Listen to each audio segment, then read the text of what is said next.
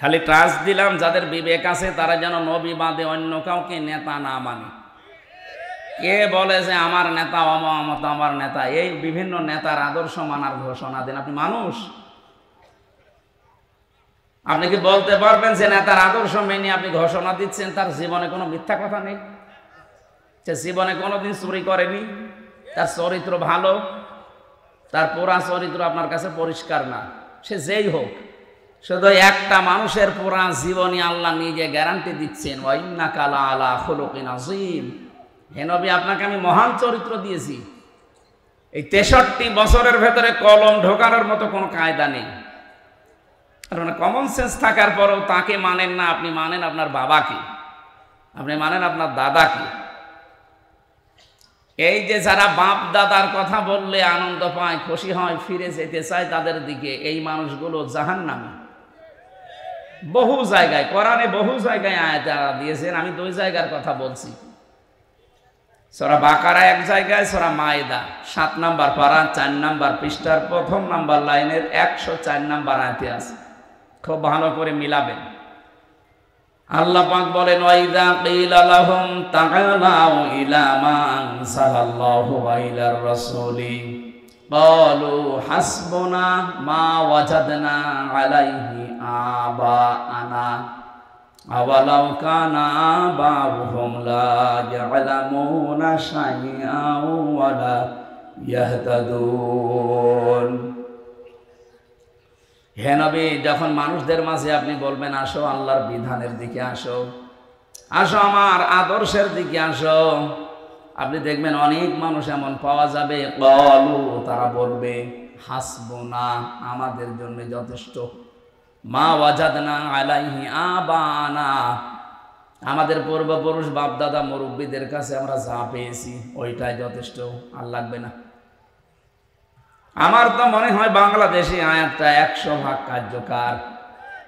কোরআন শরীফ আপনি গলিয়ে খাওয়াতে যাবেন, তারপরও বলবেন না আমার বাবা বলেছে, আমার পীর সাহেব বলেছে। আল্লাহ পরের জবাবে দিচ্ছেন, আওয়ালাউ কানা বাউহুম, হরফে ইস্তেফহাম, প্রশ্নবোধক চিহ্ন, ইন্টারোগেটিভ সেন্টেন্স, এটা আলিফ দিয়েছেন। আওয়ালাউ কানা আবাউহুম, যদিও তাদের এই পূর্বপুরুষেরা, বাপ দাদারা, পীর সাহেবরা, এদের এই মুরব্বীরা, লা ইয়ালামুনা শাইআন, সভ্যতার বিকাশ না থাকার কারণে হয়তো দিন সম্পর্কে ওই রকম কিছু জানতো না, ওয়ালা ইয়াহতাদুন, এবং হেদায়েত প্রাপ্তও ছিল না, এরপরেও তারা অন্ধভাবে ওদেরকে মেনে চলবে। এদেশে এখন নেই, আছে। এই জন্য অন্ধভাবে পূর্বপুরুষদের মানা যায় না, এটা কাফেরদের অভ্যাস। ওই জামানায় মুশরিকদেরকে যদি নবীজি ডাক দিতেন, তখন তারা বলতো, না হে মুহাম্মদ, তোমার কথা লাগবে না, আমাদের বাপ দাদা পূর্বপুরুষেরা যা করেছে, আমরা যা পেয়েছি ওইটাই মানতে চাই। এটা কাফেরদের স্বভাব। এই চরিত্র এখন অনেক মুসলমানের ভেতরে ভরপুর। কথা বলেন ঠিক কি? আমাদের ভেতরে যেন চরিত্র না আসে। আল্লাহ যেহেতু ঘোষণায় দিয়েছে, ইয়াসিন, হে নেতা, এখানে সিন শব্দের অর্থ হয় 5টা। তাফসিরে কাবীর আল্লামা ফখরুদ্দিন রাজি রহমতুল্লাহ আলাইহি লিখেছেন, সিন মানে সাজ্জিদুল আলামিন, সিন মানে সাজ্জিদুল বাশার, সিন মানে সাজ্জিদুল কাওনাইন, সিন মানে সাজ্জিদুল আম্বিয়া, সিন মানে সাজ্জিদুল মুরসালিন।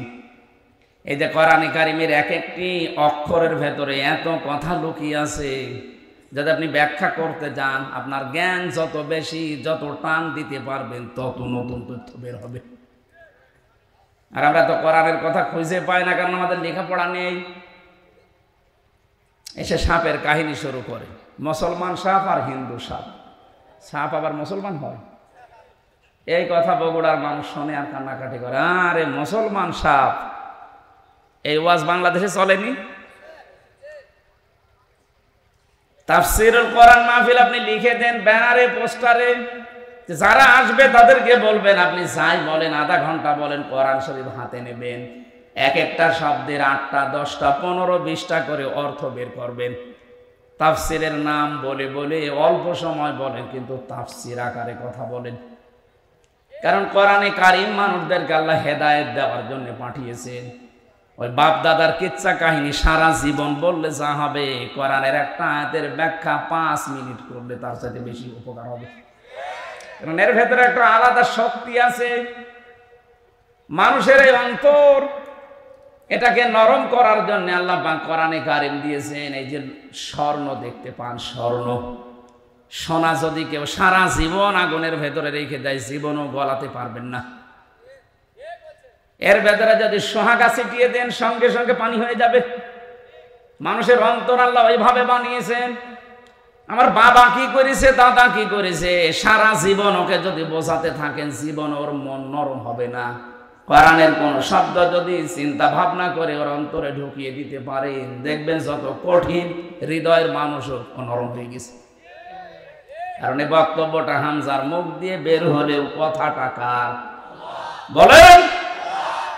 এবার যে সিন দিয়ে 5টা অর্থ বললাম, দেখেন তো মেলে কিনা। সেন মানে সাজ্জেদুল আলামিন, আলমের বহুবচন আলামিন। শুধুমাত্র এই বাংলাদেশ না, এইরকম দেশ পৃথিবীতে আছে 257টা। শুধু জাতিসংঘের আন্ডার আছে 95টা, বাকিগুলো অন্যান্য। আপনি চিন্তা করেন, এই 257টার ভেতরে বাংলাদেশ সবচাইতে বড় দেশ। হ্যাঁ, ছোট মানে এই বাংলাদেশের চাইতে, আমি কয়েকদিন আগে মালয়েশিয়া ঘুরতে গিয়েছিলাম, ওইটা এদেশের চাইতে 8 ডবল বড়। সৌদি আরবে গিয়ে দেখলাম এই দেশের চাইতে 14 ডবল বড়। ভারতে যত প্রদেশে ঘুরেছি, বাংলাদেশের চাইতে 29 ডবল বড় এই ভারত। বাংলাদেশ 59টা জোড়া দিলে যত বড় হবে এক আমেরিকা একা অত বড়। তাহলে ওই সমস্ত দেশের তুলনায় আমাদের এই বাংলাদেশ একটা পাড়া। এতটুকু একটা জায়গা, এর ভেতরে 64টা জেলা, 630টা থানা, এর ভেতরে নন্দীগ্রাম একটা। এখানে কতগুলো গ্রাম আছে, তার ভেতরে এই দোলা সিংড়া একটা। এখানে কত বিঘা জমি আছে দেখেন, হাজার হাজার বিঘা জমি এই থানায়। এর ভেতরে এই জায়গাটা একটা মাত্র জায়গা। এখানে কত মানুষ আমরা আছি, এর ভেতরে আপনি একজন। বলেন তো, শুধু পৃথিবীর তুলনায় আপনি কি? এরকম বিশাল পৃথিবী, এই যে তারকা দেখতে পান মিটি মিটি করে জ্বলে, বিজ্ঞান বলছে এইরকম পৃথিবী 27টা জোড়া দিলে যত বড় হবে এক তারকা তার চাইতে বড়। এত বড় বড় বিশাল তারকা যখন ব্ল্যাক হোলের পাশ দিয়ে যায়, ব্ল্যাক হোল তখন চকলেটের মতো চুষে খেয়ে ফেলে। মিল্কি ওয়ে বানিয়েছে আল্লাহ, ছায়াপথ বানিয়েছে, নিহারিকা বানিয়েছে। এই যে সূর্যটা 13 লক্ষ গুণ বড় এই পৃথিবীর চাইতে, 13 লক্ষ গুণ। আপনার মাথা এমনি আউলিয়ে যাবে। তাহলে আলামিন দিয়ে আল্লাহকে বুঝিয়েছেন, দেখেছেন। শুধু এই বাংলাদেশ না, শুধু এই পৃথিবী না, যত জগৎ আল্লাহ বানিয়েছেন, যত জগৎ, সব জায়গায় আল্লাহর কথা যেমন চলে, মুহাম্মাদুর রাসূলুল্লাহর কথা ওইরকম চলে। এর ব্যাখ্যা পাবেন সূরা আলাম নাশরা 4 নম্বর আয়াতে, ওয়া রাফা'না লাকা যিকরাক। হে নবী, আপনার মর্যাদা, আপনার নাম আমি কি উপরে তুলে দেইনি? কত উপরে তুলেছি জানেন? এ তামাম দুনিয়ায় একটা সেকেন্ডও বাদ যায় না যেখানে আল্লাহর নাম উচ্চারণ হয় না। শুধুমাত্র এই বাংলাদেশেই 13 মিনিট একাধারে আল্লাহর নাম উচ্চারণ হয়। আপনি টেকনাফ থেকে শুরু করেন আজান দেওয়া, পঞ্চগড়ের তেতুলিয়ার বাংলা বান্দা পর্যন্ত যান, এই 1100 কিলোমিটারের ভেতরে 13 মিনিট একাধারে আজান হয়। কথা বুঝতেছেন না? বোঝেননি? টেকনাফের একেবারে শেষ মাথা, যেখানে টেকনাফ নদী, নাফ নদী, একেবারে বাংলাদেশের শেষ গ্রাম যেখানে, ওখানে যখন আল্লাহু আকবার আজান দেয়, ওর হয়তো 2 মিনিট পরে কক্সবাজারে দেয়, ওর 2 মিনিট পরে চট্টগ্রামে দেয়, ওর 2 মিনিট পরে টাঙ্গাইল দেয়, ওর 2 মিনিট পরে দেখবেন দিচ্ছে হয়তো রংপুরে, এর 2 মিনিট পরে ঠাকুরগাঁও, এর 2 মিনিট পরে বাংলা বান্দা। পুরাটা হিসাব করে আমরা দেখেছি 13 মিনিট একাধারে আল্লাহর নাম হতেই আছে। এতটুকু দেশে যদি 13 মিনিট একাধারে হয়, 257টা রাষ্ট্র, তাও কত বড় বড় রাষ্ট্রের খবর দিলাম বলেন। এ তামাম দুনিয়া একটা সেকেন্ডও বাদ যায় না যেখানে আল্লাহু আকবার শব্দ উচ্চারণ হয় না। যেখানে আল্লাহু আকবার উচ্চারণ হবে সঙ্গে সঙ্গে উচ্চারণ হয় আশহাদু আন্না মুহাম্মাদান আবদুহু ওয়া রাসূলুহু।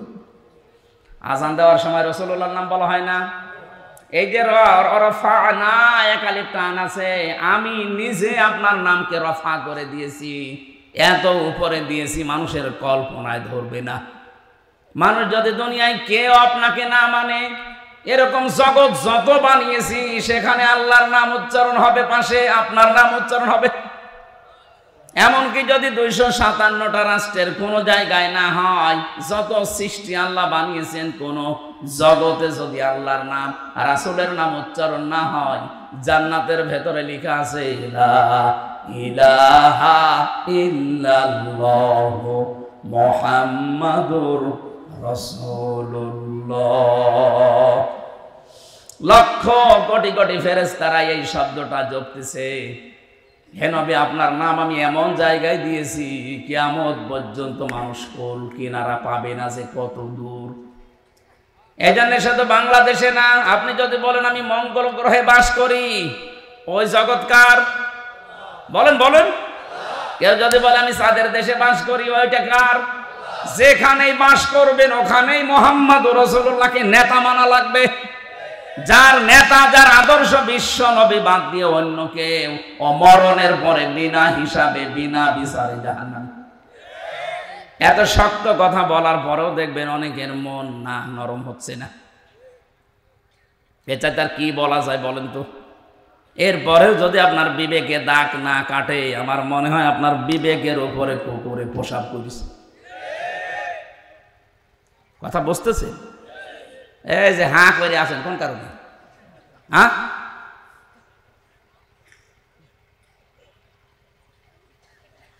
তাহলে সিনের প্রথম সামারাইজ কি?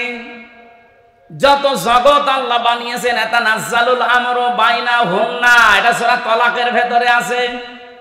যত জগৎ আল্লাহ বানিয়েছেন প্রত্যেকটি জায়গায় আল্লাহর বিধিবিধান নাজিল হচ্ছে, ওখানে যারা আছে তাদের জন্য আল্লাহর বিধান ওই রকম। এখানে যেহেতু মানুষ বাস করে, মানুষের জন্য বিধান। আসমানে আল্লাহ যাদেরকে রেখেছেন সেখানে ওই রকম বিধান আল্লাহ দিয়েছেন। যত জিনিস আল্লাহ বানিয়েছে তার জন্য আলাদা আলাদা বিধান যেহেতু আছে। আর ইয়াতানাজ্জালুল আমরু বাইনাহুন্না, যত আসমান জমিন আল্লাহ বানিয়েছেন আমরা জানি 7 তবকা আসমান জমিন, 7টা হলেও তো 7 জায়গায় মানুষ নেই, আছে। আসমানের উপরে হয়তো আমাদের মতো মানুষ নেই, এখানে অন্য জাতি আছে, কি আছে আমাদের কল্পনার বাইরে, কিন্তু সেখানে আল্লাহর বিধান নাজিল হচ্ছে।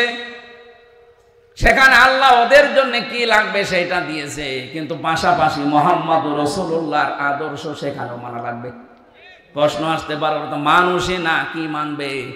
ওদের জন্য যেরকম, যেমন পাখি, পাখি কি মানুষ বলেন? কিন্তু পাখির জন্য আমার নবী মুহাম্মদুর রাসূলুল্লাহকে আল্লাহ রহমত করে পাঠিয়েছিলেন।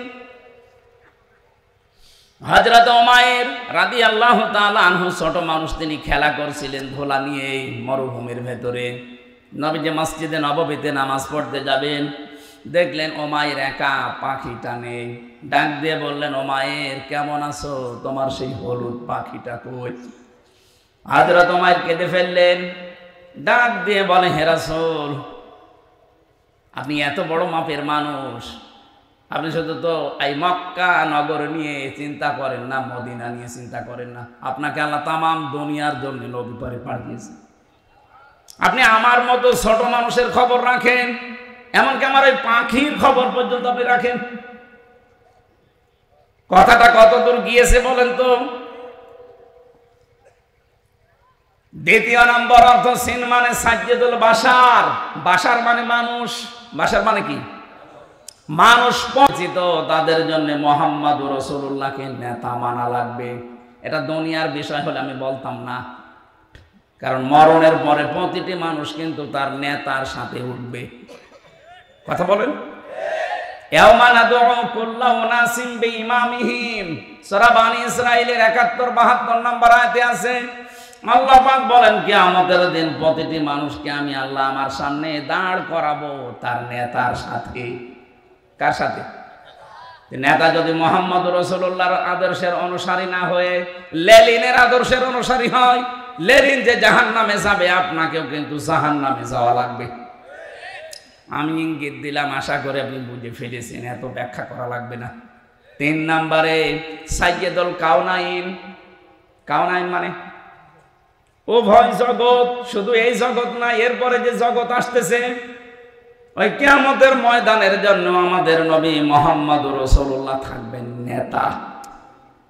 সমস্ত নবীরা যেখানে ফেল করে যাবে সবাই এক বাক্যে বলবে আমাদের আর কিছু করার নেই, তোমরা যাও, সকলের নেতা সাইয়্যিদুল বাশার মুহাম্মাদুর রাসূলুল্লাহ, তার কাছে যাও। 4 নম্বরে সাইয়্যিদুল আম্বিয়া, শুধুমাত্র মানুষ না, শুধুমাত্র দুনিয়া উভয় জগৎ না, আল্লাহ বলেন নবী যাদেরকে পাঠিয়েছিলাম তারা পর্যন্ত বিশ্ব নবীকে নেতা মেনে নিয়েছে। এই দলিলটা আছে সূরা আলে ইমরান 3 নম্বর পারা 19 নম্বর পৃষ্ঠা 12 নম্বর লাইনের, এটা 81 নম্বর আয়াতে আছে। রব্বুল আলামিন বলেন অমিনান নাসি অমিনান নাবি ওয়াইদি আখাযাল্লাহু মিসাকান নাবিয়িনা লামা আতাইতুকুম মিন কিতাবিন ওয়া হিকমা। এটা আমার উদ্দেশ্য না, শুধু আয়াতটা পড়লাম। 5 নম্বরে সাইয়্যিদুল মুরসালিন, শুধু নবী না, যারা রাসূল হয়ে এসেছিলেন দুনিয়ায়, এই পৃথিবীতে আল্লাহ রাসূল পাঠিয়েছেন কয়জন বলেন তো? 511 জন, আর বাকিগুলো সব ছিল নবী। মুসলিম শরীফের ভেতরে আছে 511 জনকে আল্লাহ রাসূল বানিয়েছিলেন, আর বাকি 1,24,000 যে নাম শোনা যায় সবাই ছিলেন নবী। নবী আর রাসূলের ভেতরে আবার পার্থক্য আছে, এটা তো ক্লাস চলছে না যে এভাবে ভেঙে বোঝানো লাগবে। এক কথায় নবী ছিলেন বাকি সবগুলো, রাসূল ছিলেন 511 জন। এই 511 জনের কাছেও আমাদের নবী ছিলেন আদর্শ নেতা। এবার আপনার মাথার ভেতরে মগজ আছে, বুদ্ধি আছে, একটু খাটান। নবীদের রাসূলদের উভয় জগতে মানুষ হিসাবে তামাম পৃথিবী এবং যত জগৎ সবাই যদি রাসূলুল্লাহকে আদর্শ মানতে পারে, বাংলাদেশের 18 কোটি মানুষের কি হয়েছে? এরা কেন তার বাবাকে মানবে? কথা বলছে না কেন? এরা কেন তার স্বামীকে মানতে যাবে? এদের তো একমাত্র কেবলমাত্র শুধুমাত্র আদর্শ হওয়া লাগবে, নেতা হওয়া লাগবে মুহাম্মদুর রাসূলুল্লাহ। এবার আপনি যান, ইয়াসিন পড়বেন না তাহা পড়বেন, পড়েন। 29টা হরফের ভেতরে নবীজির গুণগান আর নামের মর্যাদাগুলো আল্লাহ এমন ভাবে সাজিয়েছিলেন। আজকের তেলাওয়াতকৃত আয়াত সূরা বাকারা, মাত্র একটা আয়াত পড়েছি, এর মনে হয় 3 ভাগের 1 ভাগের কথা আজকে শেষ হবে। আমাদের আজকের আলোচনার বিষয় আমি সাজিয়ে নিয়েছি। আলোচনার বিষয় হচ্ছে ঢোকো বা প্রবেশ করো। কি বললাম? প্রবেশ করা লাগবে। কোথায় প্রবেশ করবেন এই কথাটা আল্লাহ কোরআন দিয়ে আমাদেরকে জানিয়ে দিয়েছেন। 2টা শব্দের ব্যাখ্যা খুব গুরুত্বপূর্ণ, সালমন আর সিলমন। আমি আলেম যদি এখানে থাকেন তাদেরকে একটু চিন্তা করার জন্য বলবো। আল্লাহ পাক ঘোষণা দিচ্ছেন ইয়া আইয়ুহাল্লাযীনা আমানু। এই ভালো করে শুনুন, আল্লাহ ডাক দিয়েছেন কোন বেঈমানকে না। ওহে যারা বেঈমান না, ওহে যারা ঈমানের দাবি করো তাদেরকে বলছি। এখন আমার প্রশ্ন, আমরা কি ঈমানদার না বেঈমান? আপনার ঈমান আছে কিনা আপনি জোর করে বললে হবে। নবীজির কাছে সাহাবী প্রশ্ন করলেন, হে নবী, আমার যে ঈমান আছে আমি কি করে টের পাবো? আমার যে ঈমান আছে ভেতরে আমি কিভাবে টের পাবো? এর লক্ষণ কি? নবীজি বললেন ইদা সাররাতকা হাসানাতুকা ওয়া সাআতকা সাইয়্যাতুকা ফাআনতা মুমিন। যখন তোমার ভালো কাজগুলো তোমাকে আনন্দ দেবে আর অন্যায় কাজ দেখলেই ভেতর থেকে একটা বাধা আসবে, তখন বুঝবে তোমার ঈমান আছে। বলেন তাই 15.5 বছরে অন্যায় কাজ দেখলেই বাধা এসেছে না? অনেকের আরো আনন্দ লাগতো, অথচ লোকটা হাজী সাহেব কথা বলে না কেন? প্রকাশ্য মানবতা বিরোধী কাজ চলছে, আল্লাহ রাসূল বিরোধী কাজ চলছে, ইসলাম বিরোধী। ভেতর থেকে একটা বাধা আসা, ধাক্কা আসা দূরের কথা, না আরো আনন্দ পেত। আরো যারা কনসার্ট দিতেন, উলঙ্গ অর্ধ উলঙ্গ নাচের ব্যবস্থা করতেন, এইটার দ্বারা যুব সমাজ ধ্বংস হতো। কথা বলেন না কেন? কিছু না হোক, ওখানে নারী পুরুষের অ্যাক্সিডেন্ট হইতো। অ্যাক্সিডেন্ট বোঝেন? অন্তত ধাক্কা তো লাগতো।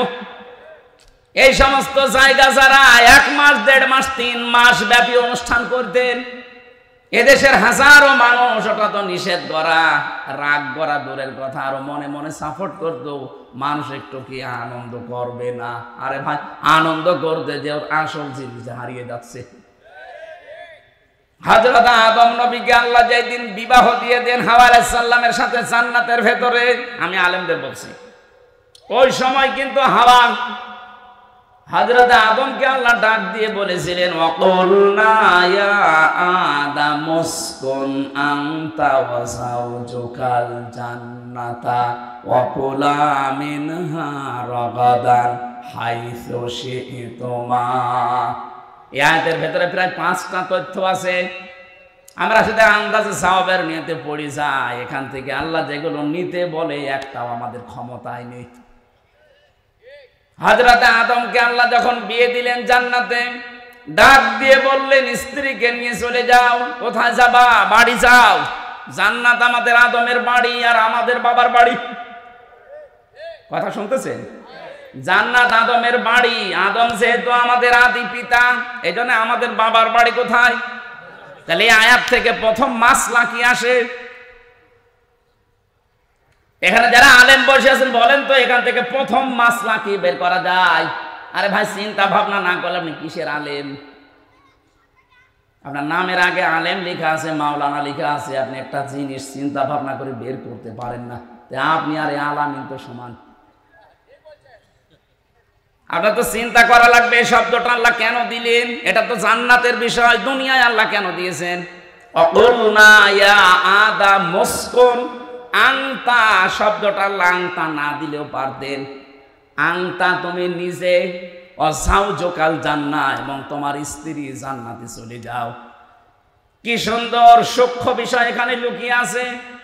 আনতা শব্দটা মানে তুমি, এটা না দিলেও তো অর্থ বাংলা হয়ে যায়। আল্লাহ কেন এই শব্দ দিলেন? আবার এটা জান্নাতের কথোপকথন, ওইটা বাদ দিয়ে আল্লাহ দুনিয়ায় আমাদেরকে দিলেন কেন? এই জন্যে দিয়েছেন কারণ পৃথিবীতে এই বিবাহ শাদী এটা কিয়ামত পর্যন্ত চলতেই থাকবে। কথা বুঝতেছেন?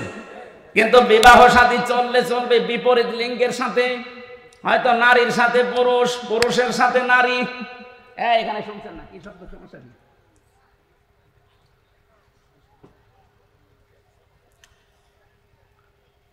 খেয়াল করেন তো, নারীর সাথে পুরুষ, পুরুষের সাথে নারী, এই যে বিপরীত লিঙ্গের সাথে যে বিবাহের সিস্টেম, এটা আমি বানিয়েছি। বলেন না কেন? ওই যে প্রথম জান্নাতের ভেতরে আল্লাহ যে বানালেন হাওয়াকে, আল্লাহ কি ওই সময় হাওয়া আলাইহিস সালামকে না বানিয়ে, মহিলা না বানিয়ে একটা পুরুষ বানাতে পারতেন না? নারীর কাছে পুরুষের যে মর্যাদা, যে সুখ, যে আনন্দ, যেটা আল্লাহ লুকিয়ে রেখেছেন একটা পুরুষের কাছে কিয়ামত পর্যন্ত পাবেন না। অথচ আজকে আল্লাহর এই সিস্টেমটা অনেকে পাল্টিয়ে এখন সমকামিতা আরম্ভ করছে। গত পরশু দিনও কুষ্টিয়ায় 2 মহিলা বলছে আমরা বিয়ে করব। যদি আমাদের মেয়েতে বিয়ে না দেন, আমরা 2 জনই আত্মহত্যা করব। কোথায় পৌঁছিয়েছে তারা বলেন? আল্লাহর পুরা সিস্টেম তারা পাল্টিয়ে ফেলেছে। আল্লাহ পাক আদম নবীকে হাওয়া আলাইহিস সালামের সাথে বিয়ে দিয়ে বলেছিলেন, যাও বউ নিয়ে তুমি নিজে জান্নাতে যাও। এজন্য আল্লাহ আনতা দিয়েছেন। এখানে শব্দটার ব্যাখ্যা হচ্ছে, বিয়ে করার পরে বউ নিয়ে যাওয়া লাগবে আপনার বাড়িতে, তার মানে আপনার বাবার বাড়িতে। কিন্তু কত মানুষ দেখা যায় বিয়ে করে আর নিজে ঘর জামাই থাকে। আপনার লজ্জা নেই? ঘর জামাই আছেন এখানে কারা? হাত তোলেন তো। একজন না, তাহলে আর এটা বলছি না। ঠিক আছে, থাকেন।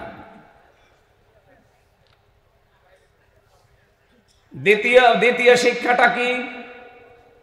আজ যে বাংলাদেশে 13টা সংগঠন কাজ করছে নারীদের পক্ষে, নারী পক্ষ, নারী স্বাধীনতা আন্দোলন, নারী বিপ্লব পরিষদ, নারী মুক্তি পরিষদ, নারী ঐক্য পরিষদ, এরকম 13টা।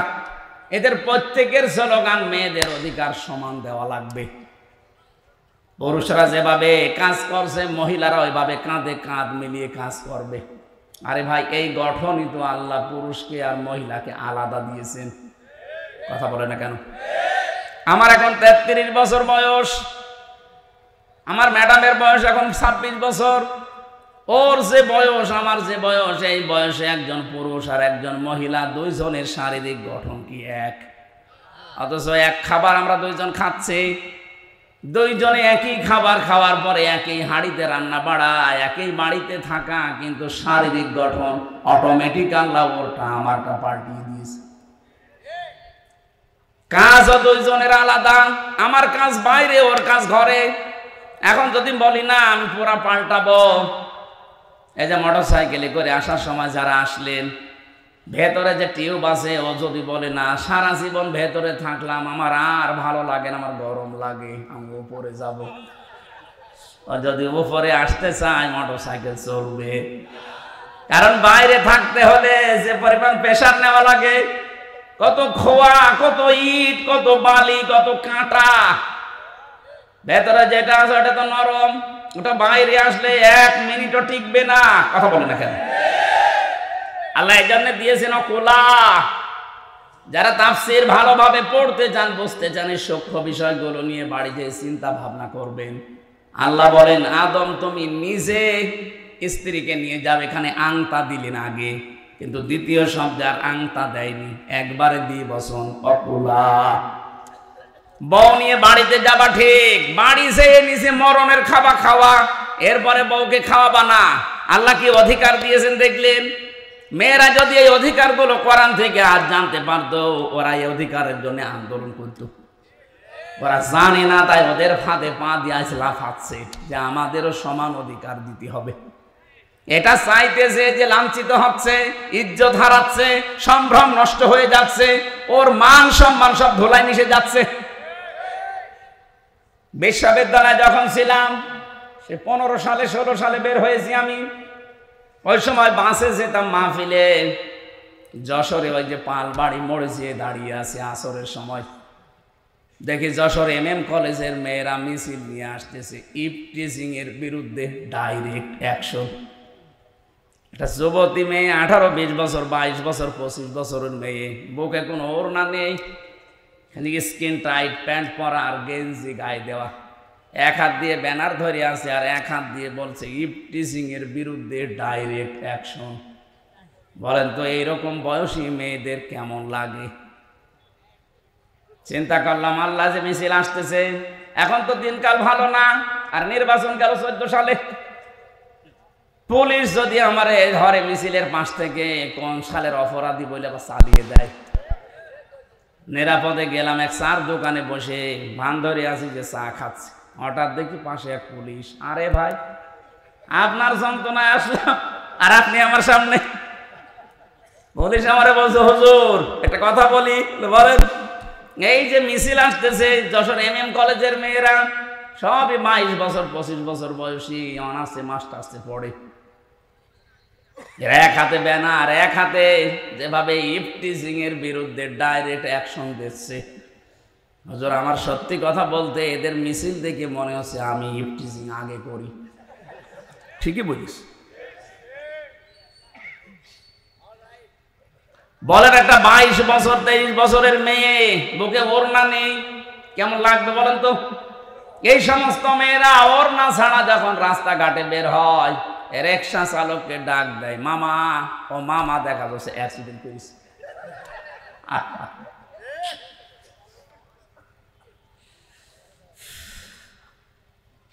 এই জন্য কোলা শব্দটার তাফসীর আপনারা বেশি বেশি দেখবেন, মেয়েদেরকে বোঝাবেন। অকুলা দ্বিবচন দিয়েছেন, মাঝখানে আংতা নেই। আল্লাহ জানাতে চেয়েছেন, হে আদম, নিজে যা খাবা ঠিক ওই মানের খাবার বউকে খাওয়াবা। অনেকে আমরা নিজেরা বাইরে থেকে মরণের খাওয়া খাই, মানসম্মত খাবার খাই, আর বাড়ি বউ খাচ্ছে পান্তা ভাত। না, হিসাব দিতে হবে। এখন বলেন হুজুর আপনি যা খান বাড়ি যা খান, আরে ভাই আমি তো কিনে খাই না, আমি সব আপনাদেরটা, আমার সব পরে পরে চলছে। আমার এইটা দিয়েছে সৌদি আরবের একজন, এইটা দিয়েছে ঢাকার একজন, এই টুপিটা দিয়েছে বগুড়ার এই আব্দুল বাড়ির রশিদি, পায়জামাটাও একজন বানিয়ে দিয়েছে সেদিনের কুমারখালী থেকে, আমার শরীরে ঘড়িটাও দিয়েছে আমার শালা, আমার বলতে কিছুই নেই, মোবাইলটাও একজন দিয়েছে।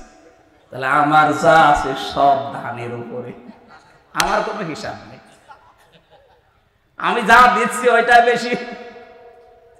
আপনি যে মানের খাবার খান, যে মানের পোশাক পরেন, যেই মানের জায়গায় থাকেন, ঠিক ওই মানের খাবার ওই মানের পোশাক বউকে দেওয়া লাগবে। অর্ডার কার? আজ নারীরা যদি বলতো যে আংতা মাঝখানে নেই, তুমি যা খাবে এটা ঠিক করো, আজ বাংলাদেশে আমার মনে হয় প্রত্যেকটা ঘরে একটা মিনি জান্নাত হয়ে যেত।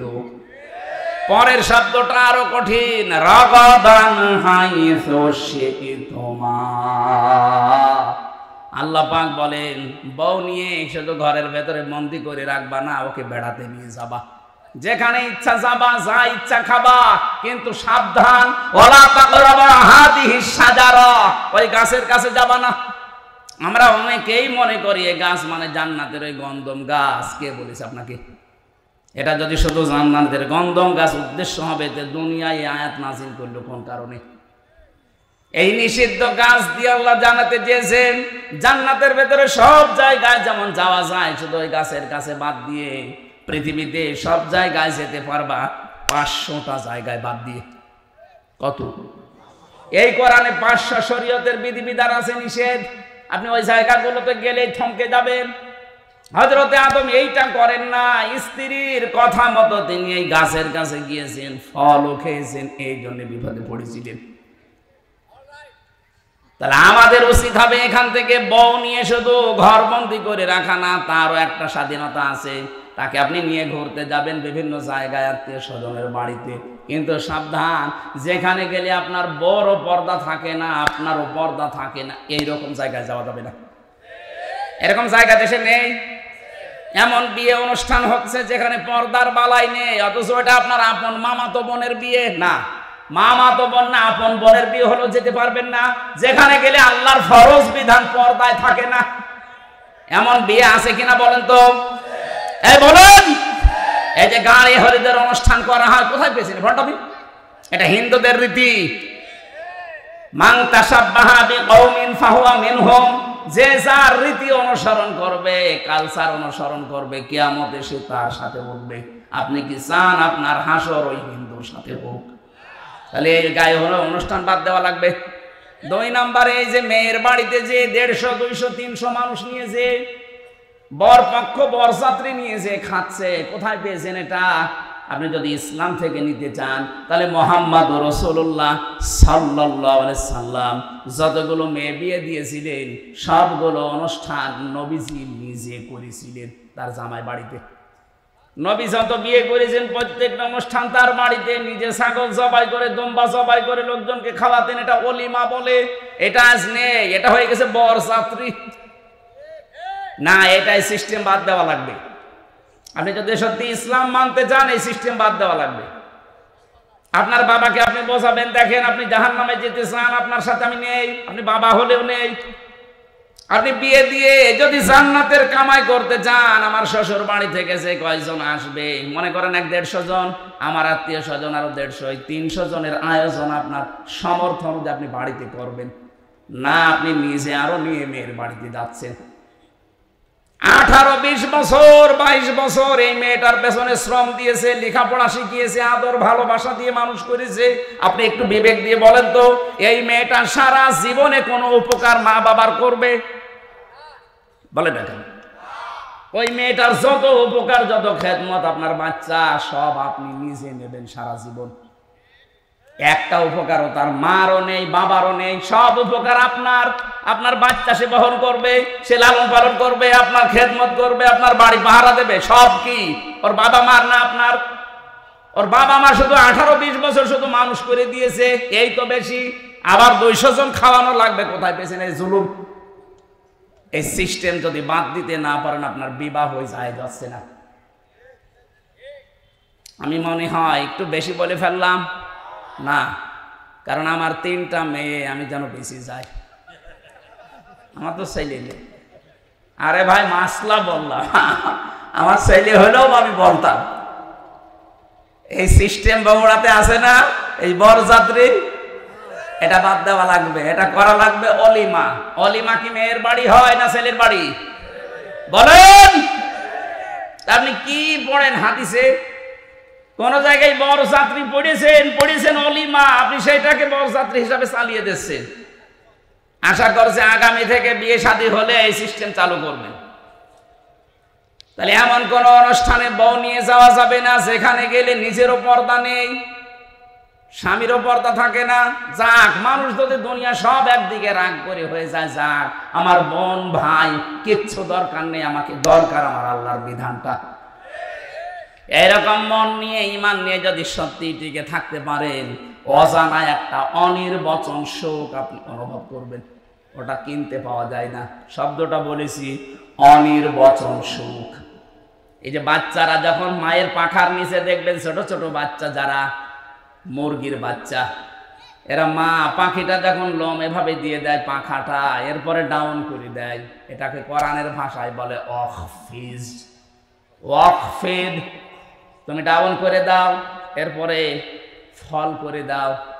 পাখির এই ডানাটার ভেতরে সফট, কমল, মোলায়েম, এত সুন্দর সুন্দর পর আছে, একটার সাথে যখন আরেকটা লেগে যায় এভাবে ডাউন করে দেয়, এরপরে ফল করে নামিয়ে দেয়। বাচ্চাগুলো ওর নিচে সিল, বিভিন্ন কাক, দুশমনদের হাত থেকে বাঁচার জন্য ওর নিচে যে একটা কিচির মিচির আওয়াজ দেয়, কি দেখেছেন না? এইটাকে বাংলায় বলে অনির্বচন সুখ। এটা কিনতে পাবেন না, এটা আলাদা। আল্লাহ পাক বলেন দুনিয়া সব একদিকে যাক, তুই যদি আমার বিধান নিয়ে দাঁড়িয়ে থাকতে পারিস, হ্যাঁ, তোর বোন হয়তো রাগ করবে, তোর চাচা হয়তো রাগ করবে, তোর খালা হয়তো রাগ করবে। আমি যে আল্লাহ বিধান দিয়েছি, বিধানের উপরে টিকে থাকতে গেলে, টিকে যদি থাকতে পারিস, দুনিয়া সব একদিকে যাক, আমি আল্লাহর জন্য যদি একাও দাঁড়িয়ে থাকতে পারিস, একটা আলাদা সুখ আমি তোকে দেব। আমার আজকের আলোচনার বিষয় ছিল মেয়েদের এই ভুলভাল বুঝিয়ে যারা আজ বেপরদায় চালানোর চেষ্টা করছেন। আপনাদেরকে যে অধিকার, যে স্বাধীনতা ইসলাম দিয়েছে, পৃথিবীর কোনো ধর্মে আমি পাইনি। বহু ধর্মের তুলনামূলক আমি বিশ্লেষণ করেছি, কোন ধর্মে এত অধিকার দেওয়া হয়নি। জোরে বলেন সুবহানাল্লাহ। আমার ভাইরা, আল্লাহ রাব্বুল আলামিন ঈমান আছে কিনা, আমি এই শব্দ থেকে এসেছিলাম। ঈমান আছে কিনা আপনি পরীক্ষা করবেন। আপনার থার্মোমিটার এটা। ভালো কাজ আপনাকে আনন্দ দেবে, অন্যায় দেখলেই আপনার ভেতর থেকে একটা বাধা আসবে। কথা বুঝতেছেন? খারাপ লাগবে আপনার, তখন বুঝবেন আপনার ঈমান আছে। এরকম ঈমানদারকে আল্লাহ ডাক দিয়ে জানিয়েছেন, উদখুলু ফিস-সিলমি কাফা, তোমরা প্রবেশ করো পুরাপুরি ইসলামে। কেন সিলমন দিলাম? এখানে শব্দটা সালমন হবে, সিলমন যে কোনো একটা বললেই হয়। সিন যদি জবর দিয়ে পড়েন সালমন, তাহলে বাংলা অর্থ হবে শান্তি। আর সিলমন যদি সিনে জের দিয়ে পড়েন, বাংলা অর্থ হবে ইসলাম। আল্লাহ কি ইসলামে প্রবেশ করতে বলছেন না শান্তিতে? না। আপনি এই শুধু এই কোরআন শরীফ না, পৃথিবীর অনেক কোরআনে আছে যেখানে দেখবেন 7 রকম কিরাত পড়ে যে কারীরা, 7 কিরাতের কারী শোনেননি তেলাওয়াত? আন্তর্জাতিক কারী যারা, কারী আব্দুল বাসেত, ওনারা যখন তেলাওয়াত করতেন দেখবেন এই আয়াতটা 7 রকম করে পড়তেন। ইয়া আইয়ুহাল্লাযীনা আমানু দুখুলু ফিস-সালমি কাফা, হে ঈমানদারেরা তোমরা শান্তিতে প্রবেশ করো পুরাপুরি। আরে ভাই, ইসলামে প্রবেশ করার মানেই তো শান্তিতে। ইসলাম মানে কি বলেন বলেন। এবার আসেন আমি ব্যাখ্যায় যাচ্ছি। তাহলে সিন দিয়ে জবরে পড়া যায়, জেরেও পড়া যায়। জবর দিয়ে হবে শান্তি, আর জের দিয়ে হবে ইসলাম। অধিকাংশ মুফাসসিরিন ইকরাম প্রায় 42টা তাফসীরের ভাষ্য এই আপনারা ইসলামে প্রবেশ করেন এই ভাষ্য দিয়েছেন। আর আধুনিক তাফসীর এখন যেগুলো বের হচ্ছে, এগুলোর ভাষ্য আলাদা। আমি আগেরটা বললাম, সব মুফাসসির দিয়েছেন তোমরা প্রবেশ করো ইসলামে। হ্যাঁ, এখন ইসলামে প্রবেশ করবেন কি করে? আপনি তো আংশিক প্রবেশ করার কথা নেই, কাফা পরিপূর্ণ। আমার এবার বোঝানোর বিষয় তাফসীর থেকে আমি যেটা নোট করেছি সেইটা বলছি। এবার আল্লাহ রাব্বুল আলামিন জানিয়েছেন 5টি আলামত আপনার ভেতরে পাওয়া যাবে, আপনি যে ইসলামে পরিপূর্ণ প্রবেশ করলেন কিনা এটা আপনি বুঝবেন। কয়টা? আমি সহ যারা এখানে আছি আজকে প্রত্যেকেই মিলাবো, তারপরে বাড়ি যাব। আমরা দেখবো যে 5টা বিষয় আমি দুনিয়ায় মানি কিনা। এই 5টা যদি আমার ভেতরে পাওয়া যায় তাহলে আমি আল্লাহর এই ভাষায় পরিপূর্ণ ইসলামে দাখিল হতে পেরেছি। আর যদি 5টার 4টা হয়, একটা হয় না, তাহলে মনে করবেন এখনো পরিপূর্ণ ইসলামে আমি প্রবেশ করতে পারি নাই। আমি কি ব্যাখ্যায় যাব এবার? আপনারা বাড়ি চলে যাবেন? 1 নাম্বার ব্যাখ্যা পেয়েছি আত্মসমর্পণ করা। কি বললাম? বলেন বলেন। এই 5টা বিষয় আপনাকে একটা একটা করে মিলাতে হবে। আপনি যদি দেখেন হ্যাঁ 5টা আমি মানি, তাহলে আল্লাহর এই কোরআনের আয়াত কিয়ামতে আপনার পক্ষে দাঁড়াবে। উদখুলু ফিস সিলমি কাফা, পরিপূর্ণভাবে ইসলামে প্রবেশ করো। 4টা মানেন, একটা মানেন না, মনে করবেন আপনি কিয়ামতের দিন এই আয়াতের বিরুদ্ধে দাঁড়াবে। কোরআন শরীফ যদি কারো বিরুদ্ধে চলে যায়, যে হাদিস আছে আল কোরআনু হুজ্জাতুল লাকা ওয়া আলাইকা, কোরআন যদি কারো পক্ষে সাক্ষী দেয় সে জান্নাতি, কারো পক্ষে যদি বিপক্ষে সাক্ষী দেয় সে জাহান্নামী। এজন্য আজকের 5টা বিষয় খুব গুরুত্বপূর্ণ। না, আমি দেখতে পাচ্ছি অনেকে হাঁটাহাঁটি করছে। এরা কারা? এরা কি আসলে তাফসীর শুনতে এসেছে নাকি হাঁটার জন্যে? ডায়াবেটিস। এই বসেন ভাই, বসেন বসেন, আপনার জন্য পরিবেশ নষ্ট হচ্ছে, বসেন।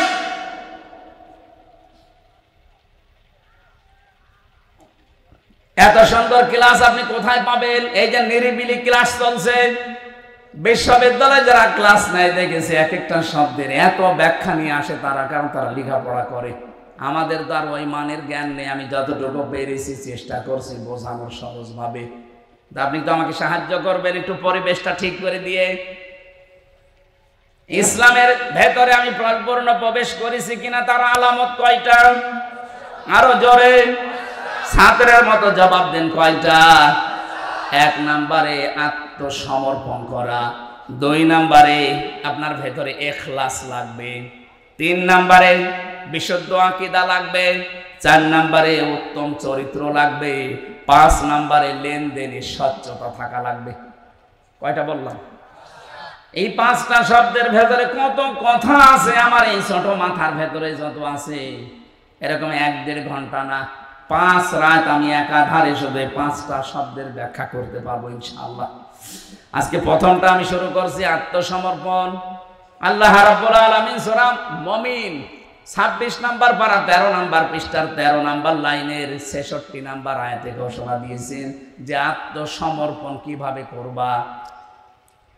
আল্লাহ পাক বলেন, কুল ইন্নী নুহিতু আন আ'বুদাল্লাযীনা তাদউনা মিন দুনিল্লাহ লাম্মা জাআনিয়াল বায়্যিনাতু মির রাব্বি ওয়া উমিরতু আন উসলিমা লিরাব্বিল আলামিন। বলেন আল্লাহু আকবার।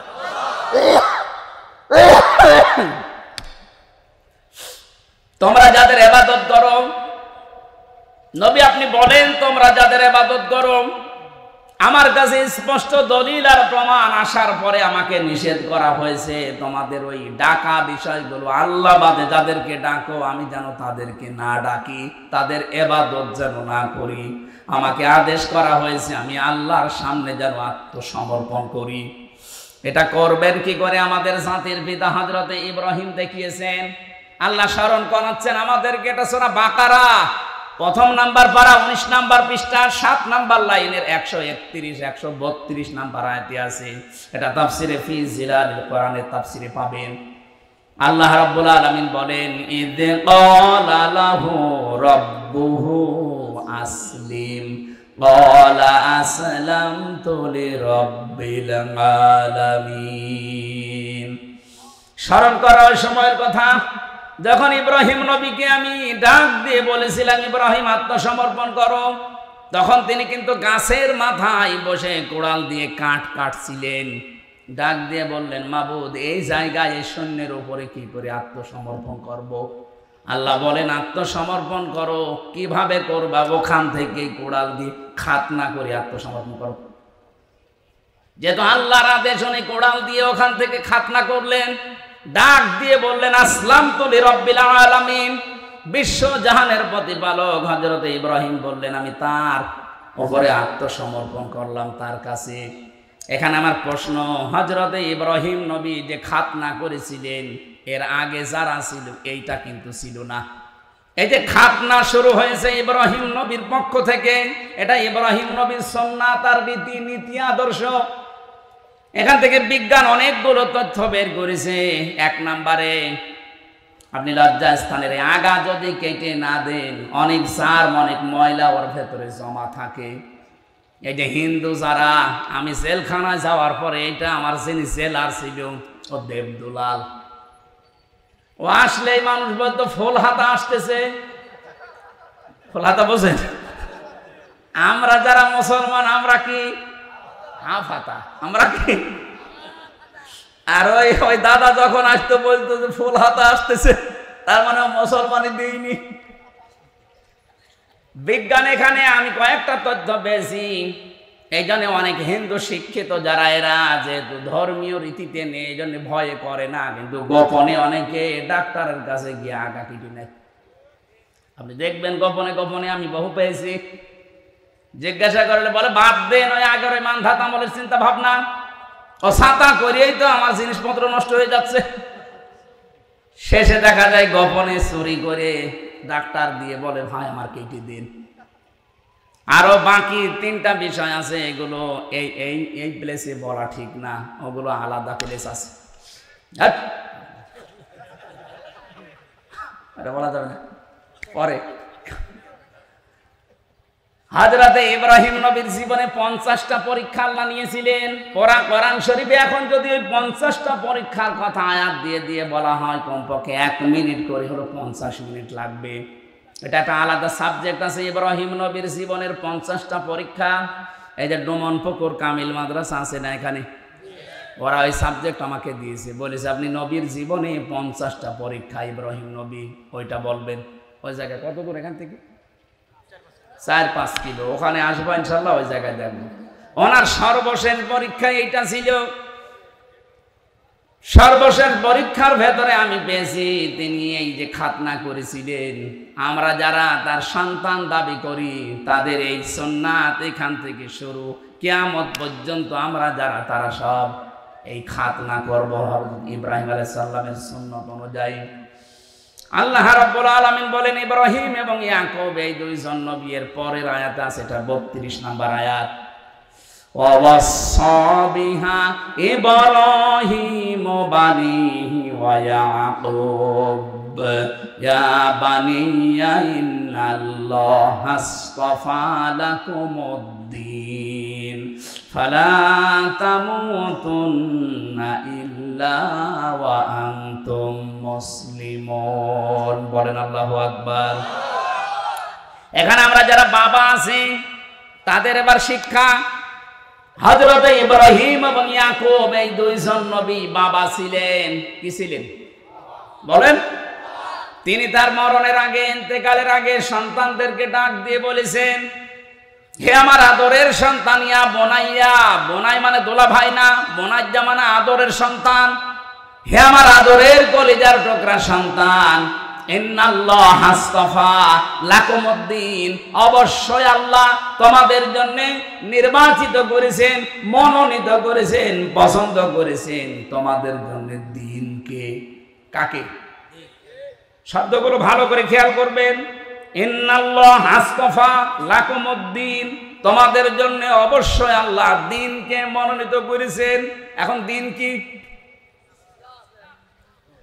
এই দিনের পরে যা আসবে, রাতের পরে আরেকটা দিন, ওই দিন বলেন না। দিনের আমি পুরা কোরআন শরীফে অর্থ পেয়েছি, দিনের অর্থ 10টা। এটা আমি তাফসীর থেকে নোট করে এনেছি। কেউ যদি দিন বলতে কিয়ামতের ময়দানে এই যে মরণের পরে তো 2 নাম্বার প্রশ্ন হবে, এইটা মা দিনুকা, তোর দিন কি, বলবে না? বলেন।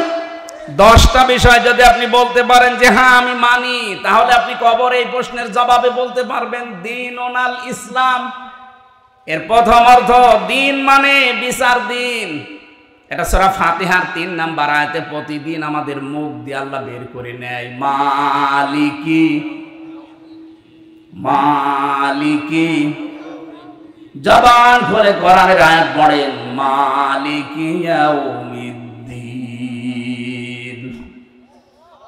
আমি এই আলোচনাটার সাবজেক্ট যেহেতু আজকে না, আমি শুধু থিওরি গুলো বলে দিচ্ছি। 2 নাম্বার দিন মানে আনুগত্য, 3 নম্বরে দিন মানে জীবন ব্যবস্থা, 4 নম্বরে দিন মানে রাষ্ট্রীয় আইন, 5 নম্বরে দিন মানে ইবাদত, 6 নম্বরে দিন মানে মুখ ফেরানো, 7 নম্বরে দিন মানে স্থায়ী শান্তি, 8 নম্বরে দিন মানে শান্তির বাণী, 9 নম্বর দিন মানে বিপ্লব, 10 নম্বরে দিন মানে স্থায়ী ব্যবস্থা।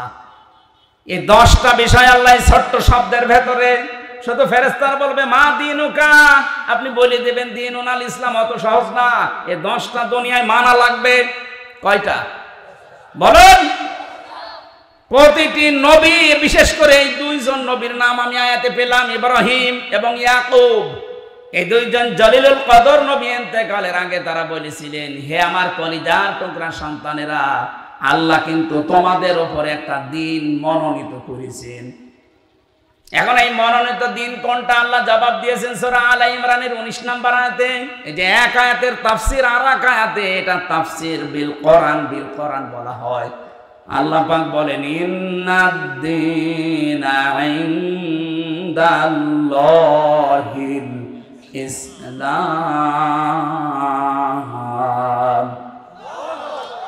অবশ্যই তোমাদের জন্য আমি আল্লাহর কাছে মনোনীত একটা দিন আছে, তার নাম ইসলাম।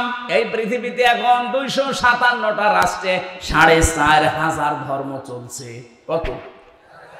4500 ধর্মের ভেতরে একটা ধর্ম, একটা দিনের উপরে আল্লাহ শুধু রাজি আছে, তার নাম ইসলাম। তাহলে কি সৌভাগ্য আমাদের, আর কিছু না পাই অন্তত ইসলাম পেয়েছি। সারা পৃথিবীতে 4500 ধর্মের একটার উপর আল্লাহ রাজি নেই।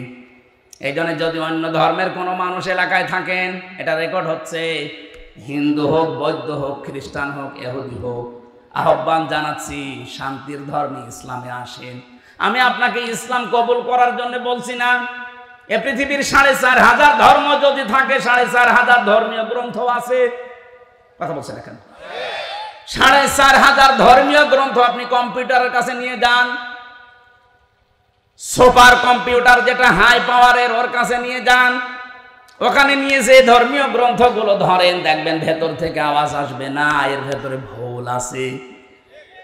আমেরিকায় একবারে পরীক্ষা করা হয়েছিল, 4500 ধর্মগ্রন্থ একটা একটা করে দিয়েছে, প্রত্যেকটা লাল দাগ মারা আছে যে না, এর ভেতরে ভুল আছে। শুধু কোরআন শরীফের ভেতরে বলেছে কোন ভুলের ভেতরে নেই, সন্দেহর লেশ পর্যন্ত নেই।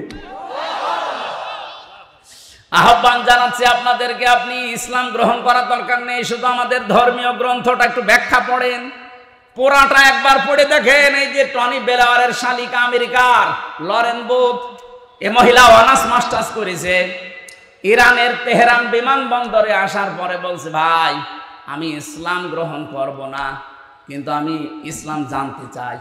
বলেন তো, একটা অমুসলিম ইসলাম জানার অধিকার নেই? বলেন। মুসলমানকে ডাক দিয়ে বলেছে ইরানের তেহরান বিমানবন্দরে যে আমি ইসলাম মানব না, কিন্তু আমি জানতে চাই। অথেন্টিক ইসলাম মানা যায় কি পড়লে? সেই বই দেন। আপনার কাছে যদি কোনো হিন্দু বলে আমি ইসলাম গ্রহণ করব না, কিন্তু ইসলাম জানতে চাই, কি দেবেন? কথা বুঝে শুনে বলছেন। ফতোয়া কালকে বের হবে, যাও তো ওজন, এই কোরআন দিলেন কি করে?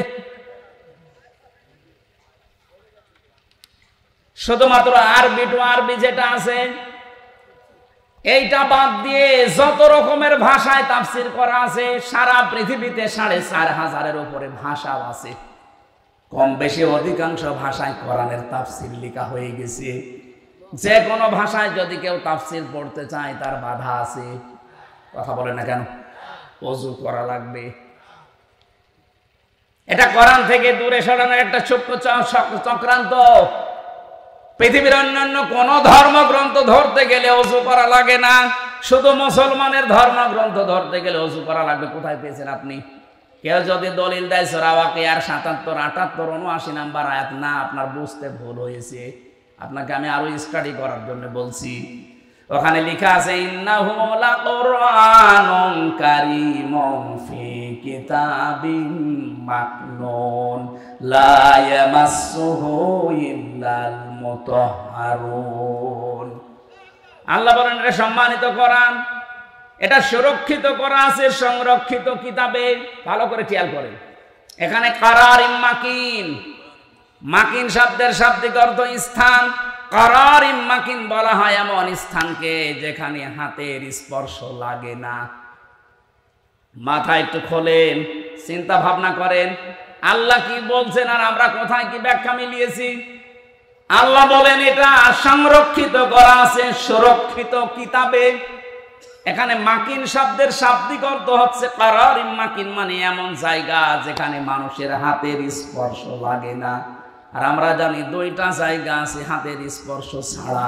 একটা মায়ের যেখানে সন্তান থাকে ওই রেহিম বলা হয়, আর একটা লৌহে মাহফুজ।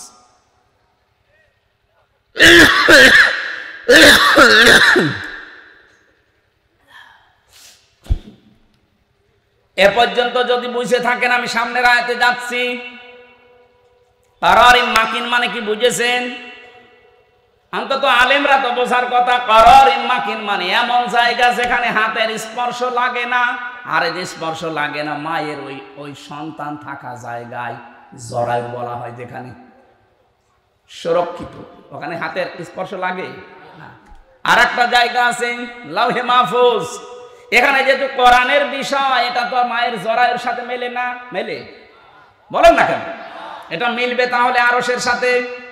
লাউহে মাহফুজ এখানে কোরআন ফলকে লেখা আছে ওই জায়গায়। এটা যে ওই জায়গা তার প্রমাণ পরের আয়াত। এই জন্য তাফসির করতে হলে আগের আয়াত পরের আয়াতের সাথে সম্পর্ক কি, এটা তাফসিরের উসুলের 13টা নিয়মের 1 নাম্বার নিয়ম এটা। আপনি আন্দাজে কোন আয়াত থেকে তাফসির করতে গেলে ভুল করে ফেলবেন। আগে দেখবেন আগের আয়াতে পরের আয়াতের সম্পর্ক কি, এর রিলেটেড কি আছে কিনা, এটা আগে মিলানো লাগবে। যেহেতু আল্লাহ পাক এখানে জরায়ুর কথা বলেননি, বলেছেন কোরআনের কথা। আর কোরআন মায়ের জরায়ু থাকে না, থাকে কোথায়? লাউহে মাহফুজে। পরের আয়াতে আল্লাহ ইঙ্গিত ওই দিকে দিয়েছেন, লা ইয়ামাসসুহু। এই যে হু, এটার ইঙ্গিত ইশারা দিয়েছেন আল্লাহ ওই লাউহে মাহফুজের দিকে। এটা যে মাহফুজের দিকে, লাউহে মাহফুজের দিকে ইঙ্গিত দিলেন, কি করে বুঝলেন? এই যে মুতাহহারুন, এই শব্দটার ব্যাখ্যায় বোঝা যায়। মুতাহহারুন শব্দের শাব্দিক অর্থ হচ্ছে পবিত্র আর নিষ্পাপ। মুতাহহারুনের অর্থ কয়টা? 2টা। বলেন বলেন। 1 নম্বরে নিষ্পাপ, 2 নম্বরে পবিত্র। আপনারা যেভাবে আগ্রহ নিয়ে শুনছেন, আমি আশা করছি কোরআনে কারীম কিছু দেবে আপনাদেরকে। একটু মিলান এখান থেকে। মুতাহহারুন মানে একদিকে পবিত্র আর একদিকে না, ছাত্র তো ভালো না, নিষ্পাপ। এবার বলেন তো, পৃথিবীতে আমরা যারা আছি একেবারে নিষ্পাপ মানুষ কেউ আছে? 100% পবিত্র কেউ আছে? এটা তাহলে অবশ্যই ফেরেশতাদের সাথে। কথা বলছে না কেন? আর ফেরেশতারাই দুনিয়ার কোরআন নিয়ে নাড়াচাড়া করছে কোথায়? লৌহে মাহফুজে। বলেন বলেন। তাহলে ওযু ছাড়া কোরআন ধরা যাবে না, এ ফতোয়া দিয়ে মানুষদেরকে কোরআন থেকে দূরে সরানো, এটা ইহুদি আর খ্রিস্টানদের একটা চক্রান্ত। নবীজি টয়লেট থেকে আসলেন, টয়লেট থেকে আসার পরে তিনি পরিষ্কার পরিচ্ছন্ন হওয়ার পরে তাকে গোশত দেওয়া হয়েছে, রান্না করা, তিনি গোশত খেলেন। নবীজিকে জিজ্ঞাসা করা হচ্ছে, হে নবী, আমরা কি, হযরত ইবনে মাসউদ বলেন, আমি কি পানি নিয়ে আসবো আপনার জন্য, ওযু করবেন না? বিশ্বনবী ওই দিন বলেছিলেন, সাহাবী, আল্লাহ পাক শুধু নামাজের আগে আমাকে ওযু করার আদেশ দিয়েছেন, তাছাড়া পৃথিবীর কোনো কাজ করার আগে ওযু করা লাগবে, আমার বাধ্যবাধকতা নেই। তাহলে নামাজ ছাড়া বাকি দুনিয়ায় যত কাজ আছে, কোন কাজের আগে ওযু করা বাধ্যতামূলক। বলেন বলেন। সেটা কোরআন পড়া হোক, সেটা হাদিস পড়া হোক, সেটা রোজা রাখা হোক। রোজা না রেখে কেউ যদি মানে রোজা রাখবে যদি ওযু করে না রাখে, রোজা হবে না? বলেন না কেন? কোরবানি দেবে, ওযু করেনি, কোরবানি হবে না? নবীজি তো একেবারে স্পষ্ট বললেন যে নামাজ পড়া বাদ দিয়ে পৃথিবীর কোন কাজের জন্য আল্লাহ আমাকে ওযু করার বাধ্যবাধকতা দেয়নি।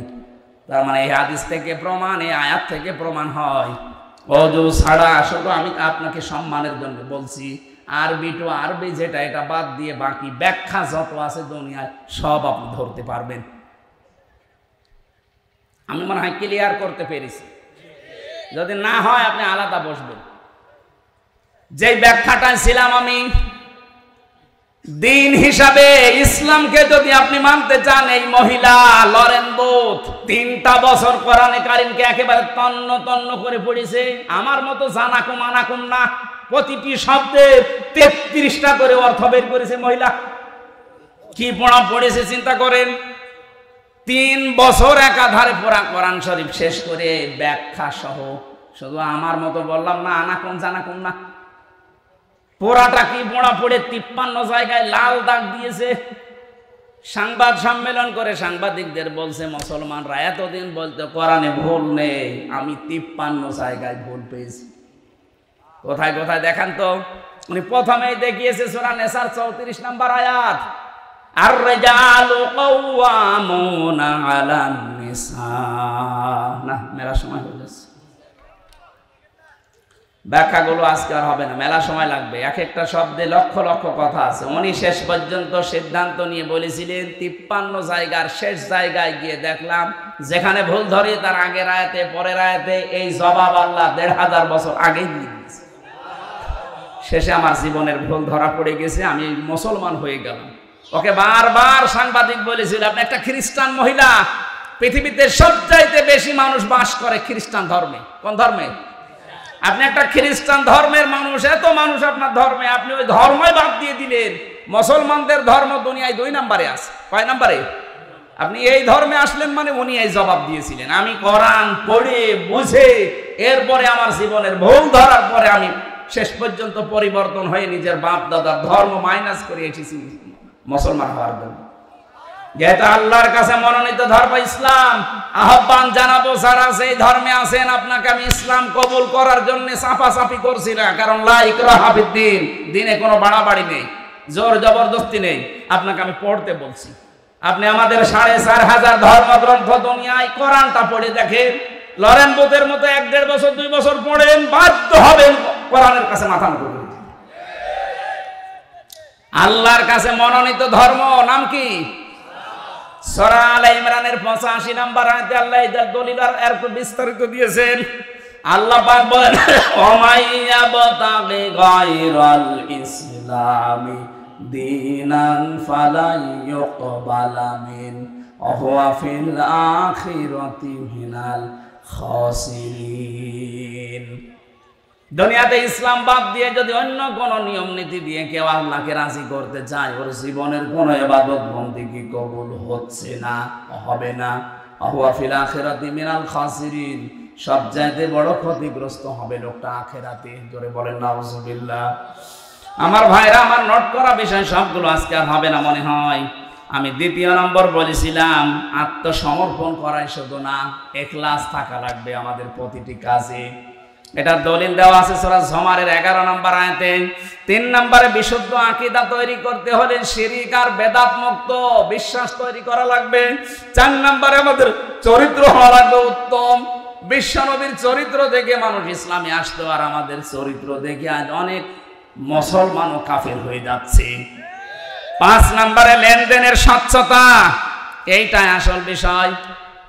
কত মানুষ দেখতে মনে হয় আকাশ থেকে পালিয়ে এসেছে, অথচ টাকা ধার নিলে এক কথা বলছে না, দোকানে বাকি খেয়েছে, যদি দেখে দোকানে বাকি, ও দোকানের সামনে দিয়ে আর যায় না, অন্য রাস্তা দিয়ে ঘুরে যায়। এটা যে একটা ইবাদত মনেই করে না। লেনদেনের স্বচ্ছতা থাকা লাগবে। আপনি ধার নিয়েছেন টাকা, বললেন 15 দিন পরে দিয়ে দেব, 15 মাস হয়ে যাচ্ছে, খবর নেই, আপনার নামাজ রোজা সব মাঠে মারা যাবে। এই জন্য 5টা বিষয় যখন দেখবেন হ্যাঁ দুনিয়ায় আমি মানতে পারলাম, তাহলে বুঝবেন আপনি উদখুলু ফিস সিলমি কাফা, পরিপূর্ণ আপনি ইসলামে প্রবেশ করেছেন, এটা আলামত বললাম। দ্বিতীয় নম্বর হলো তাত্তাবিউ খুতুওয়াতিশ শাইতান, শয়তানের অনুসরণ করা যাবে না তাদের পদাঙ্ক। শয়তানের অনুসরণ আছে 7টা। কয়টা? ইন্নাহু লাকুম আদুউম মুবিন, অবশ্যই সে তোমাদের প্রকাশ্য শত্রু। এবার শয়তান অনুসরণ করা, খুতুওয়াতিশ শাইতান কাকে বলে? পৃথিবীতে আমরা মনে করি শয়তান মানে ওই আসল যে শয়তান না, মানুষের ভেতরেও শয়তান আছে, তাদের অনুসরণ করা যাবে না। 1 নম্বরে যারা অপচয় করে, কি করে? দুনিয়ায় যত রকমের বড় গুনাহ আছে, জেনা করেন, আল্লাহ কিন্তু বলে না শয়তানের ভাই। চুরি করেন, শয়তানের ভাই। কিন্তু যারা অপচয় করে তাদেরকে আল্লাহ বলেন ইন্নাল মুবাদদিরিনা কানু ইখওয়ানা শায়াতিন, এগুলো আর মানুষ থাকে না, শয়তানের ভাই হয়ে যায়। শয়তানের 2 নম্বর কাজ, সে হচ্ছে যৌনতা ছড়ায়, লজ্জা স্থান উন্মুক্ত করে রাখতে ভালোবাসে। আজ যারা নিজেদের লজ্জা স্থান গোপন অঙ্গগুলো উন্মুক্ত করে রাখতে ভালোবাসে, সে নারী হোক আর পুরুষ হোক, ও যেন বিশ্বাস করে আর মানুষ নেই। তো কি? আরো জোরে বলেন।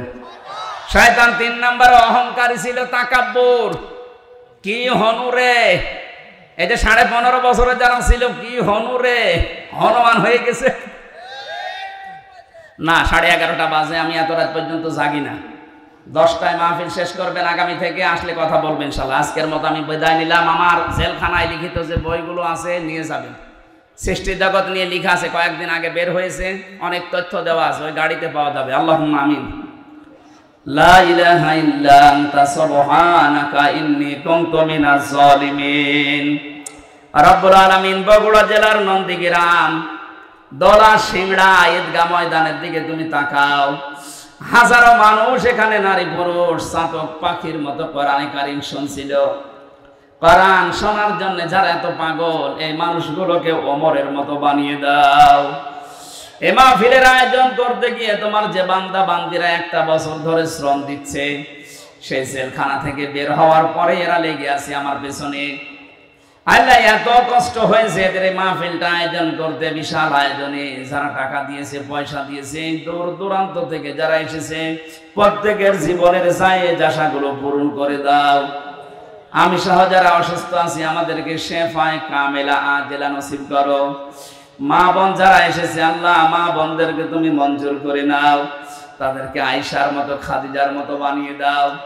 যারা দাওয়াতে এসেছি, আল্লাহ তাআলা তোমার বান্দা আলামিন, তোমার এই গোলামকে তুমি মঞ্জুর করে নাও, তার মা বাবাকে মাফ করে দাও।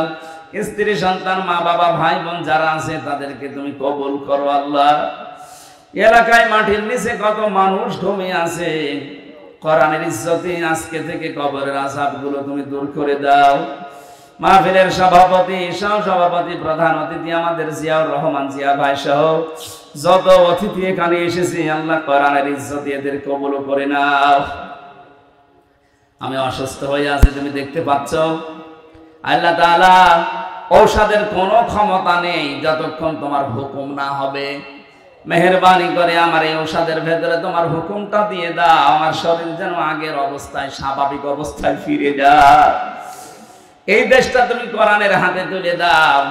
কোরআনে কারীম দিয়ে ৫৬,০০০ বর্গ মাইল চলছে, এটা যেন দেখে মরতে পারি, তৌফিক দাও। যে ষড়যন্ত্র চলছে বাংলাদেশ নিয়ে, আল্লাহ সব ষড়যন্ত্র চক্রান্ত সব নষ্ট করে দাও। কয়েকদিন ধরে যেগুলো চলছে, বিশেষ করে সাইফুল ইসলাম আলিফ ভাই অ্যাডভোকেট, তাকে মেরে ফেলেছে। কি কারণে মেরেছে এখনো পর্যন্ত উদ্ঘাটন হয়নি। যারা এর সাথে জড়িত তাদেরকে তুমি উলঙ্গ করে দাও। এই দেশকে তুমি শান্তি, স্বস্তি, নিরাপত্তা দিয়ে ঢেকে দাও। কখন কার কাছে আজরাইল চলে আসে জানি না। আল্লাহ তাআলা পরিপূর্ণভাবে ইসলামে প্রবেশ করার যে 5টি আলামত দিয়েছো, আমি সহ প্রত্যেকের জীবনে সেট করে দাও। বারাকাল্লাহু লানা ওয়া লাকুম ফিল কোরআনিল আযীম। মরণ আসলেই যেন পড়তে পারি লা ইলাহা ইল্লাল্লাহু মুহাম্মাদুর রাসূলুল্লাহ।